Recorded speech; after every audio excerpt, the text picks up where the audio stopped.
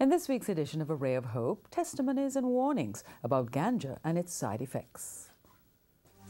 A Ray of Hope. Testimonials from users, abusers and witnesses of ganja smoking. I always smell like weed, always. And all he was saying was, Mommy, me can't stop, Mommy, me can't stop. Mommy, you just has to run, Mommy, it has to run. They came when I was at my weakest and used the opportunity to persuade me and influence me into using ganja. All as they share their first-hand experiences of the side effects of smoking ganja with students at the launch of the Manchester Peer Educator Volunteers program recently.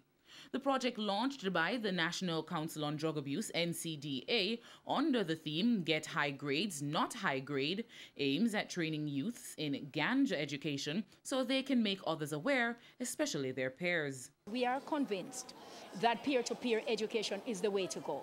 Peers listen to their peers and they learn from them as well. Substance Abuse Officer for Manchester, Josine Marshall-Baker, says with Manchester being the leading parish in alcohol misuse, the project is timely. And we want to begin with them because the truth is, they are the targets.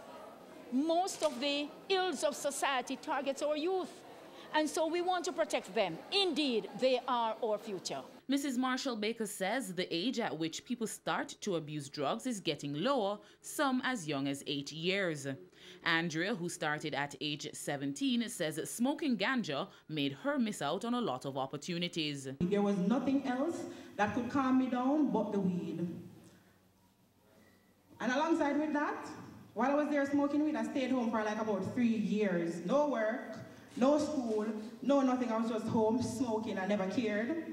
I never cared about anything because it makes you real lackadaisic. You'll have something to do and the weed telling you that, listen, hey, roll up an split. You don't need to do it. Just stay right there and smoke. Andrea says she smoked ganja for 10 years but stopped 6 months ago.